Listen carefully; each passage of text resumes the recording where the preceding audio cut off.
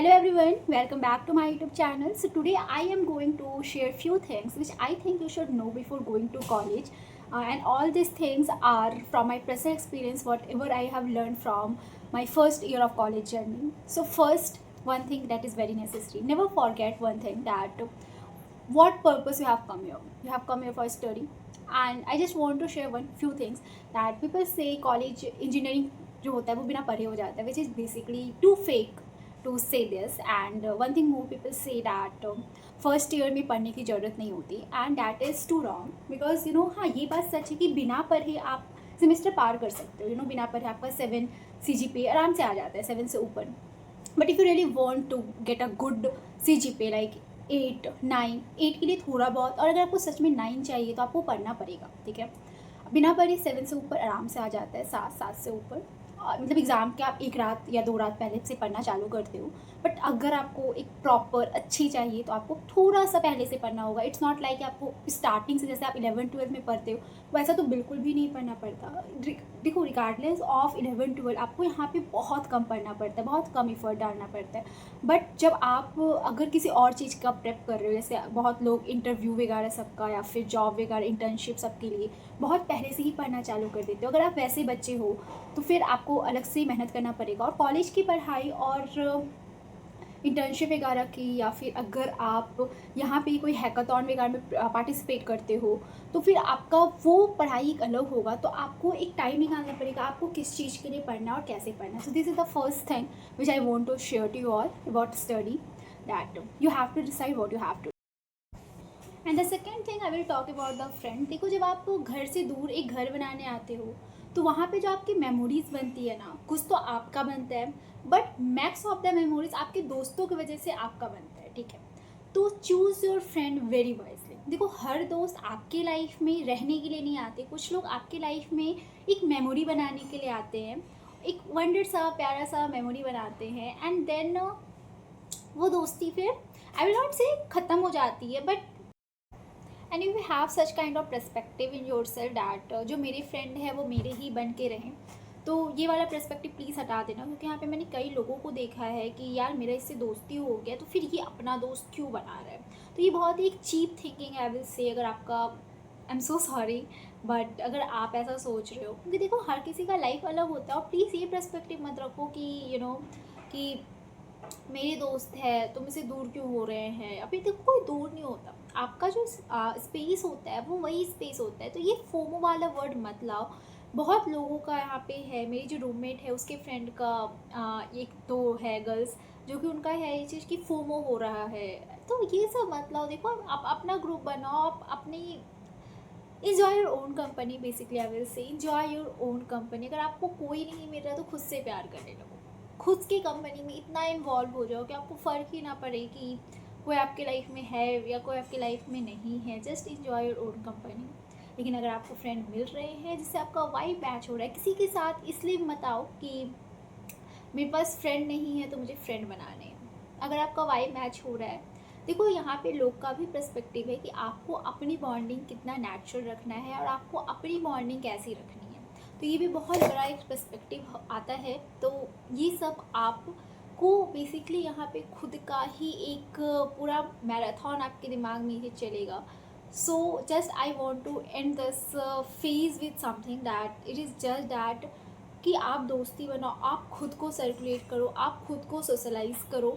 लेकिन जब आपका मेंटल पीस कोई ख़राब कर रहा है, जस्ट कट देम ऑफ. ये बहुत ही स्ट्रांग है कि अगर आपको कोई इतना ये हो रहा है कि आप परेशान होने लगो, just cut them off. Cut the whole world if it's come to your mental health.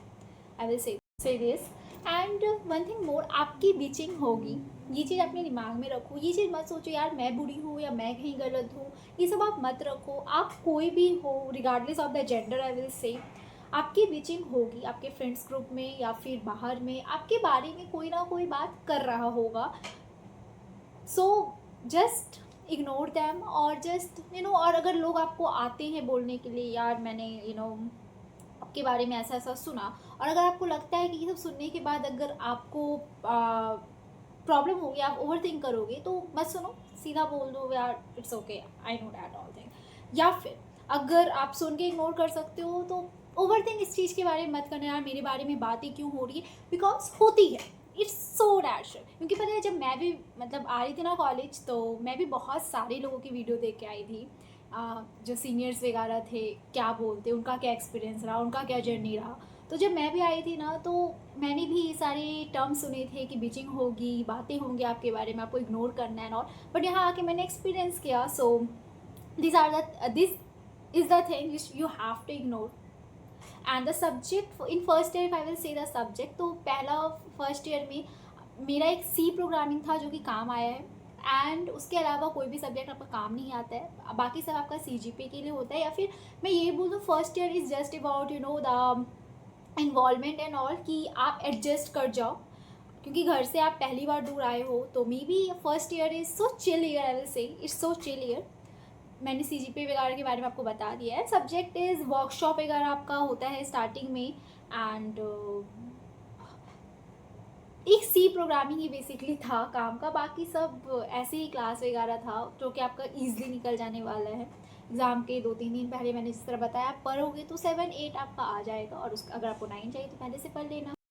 One thing more about is society. अगर आप किसी सोसाइटी में लेते हो तो आपको एक अलग से टाइम देना होता है। बेसिकली ऐसे डिज़ाइन किया हुआ सोसाइटी रहता है कि आपका पढ़ाई वैसा इन्वॉल्व ना हो, मतलब क्लास के बीच में आपका बेसिकली ना हो, बट आपका बाकी सारा भी काम होता है। आपको असाइनमेंट मिलते हैं, आपको नोट्स कंप्लीट, कोई कोई टीचर यहाँ पे भी है जो नोट चेक करते हैं, मतलब बेसिकली उस चीज़ को ना मार्क्स मिलते हैं। मैं फर्स्ट ईयर में जो मेरा फिजिक्स क्लास था, वो जो सर थे उसमें जो मैं नोटबुक का नोट्स का था, उसमें 2 से 3 मार्क्स का उनका क्राइटेरिया था। And they just give the link and they said photo भेजो सबका, मतलब एक एक टॉपिक सबको दे दिया गया था, एक पीडीएफ में लिस्टेड नेम था और फोटो भेजो। और मेरी एक और दोस्त थी, उससे नोटबुक सबमिट कराया गया था। तो ये सब ध्यान रखना है कौन सा टीचर ये सब नौटंकी करवाते हैं, तो ये सब प्रिपेयर रहना वेल, पता कर लेना, बात कर लेना आपके जो टीचर है, अगर आपके सीनियर से कांटेक्ट है तो ये सबसे अच्छी बात है। ये सब चीज़ को लेके टीचर्स के बारे में पता करना, और एक रिव्यू वाला भी होता है। ये सब आप जिस कॉलेज में जाओगे एक बार बात करना, ये सब के बारे में आपको पता होना चाहिए। एंड अगर आपकी टीचर से अच्छी बॉन्डिंग होती है तो वो मार्क्स वार्क्स भी दे देते हैं। अगर आपका 1-2 मार्क्स की वजह से अगर आपका कोई ग्रेड वगैरह कम हो रहा है, जैसे अगर आपको ई आ रहा था और किसी रीज़न से 1-2 मार्क्स आपका रह रहा है, तो वो आपको मार्क्स दे देते हैं, आपका ई ओ तक पहुंचा देते हैं। मतलब अगर ई में आपका हो तो ओ पहुंचा देंगे, मतलब कुछ मार्क्स वो देते हैं। और यहाँ पे एक चीज़ बहुत इंपॉर्टेंट है, टीचर्स का रोल यहाँ पे बहुत इंपॉर्टेंट रहता है कि आप कितना भी पढ़ लो, अगर आपके टीचर्स मार्क्स देने वाले होंगे तो आपका बहुत अच्छा आ जाता है। और अगर आपके टीचर मार्क्स नहीं देते ना, कोई कोई सब्जेक्ट ऐसा है कि अगर आप पढ़ के भी आपका पेपर बहुत अच्छा गया है बट टीचर आपके अच्छी नहीं है, तो वो अगर वो मार्क्स काटते हैं तो फिर वो आपका मार्क्स काट रहे हैं। तो ये सब एक इशू है।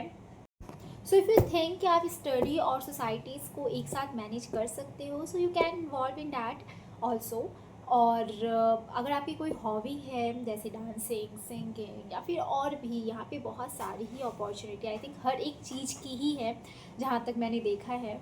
तो आप हर चीज़ में इन्वॉल्व ले सकते हो if you think you can pursue both the thing. और फर्स्ट टाइम में ऐसा कुछ पढ़ने का रहता भी नहीं है कि आप मैनेज नहीं कर सकते। If you really want you can manage it very very very easily, I will say that.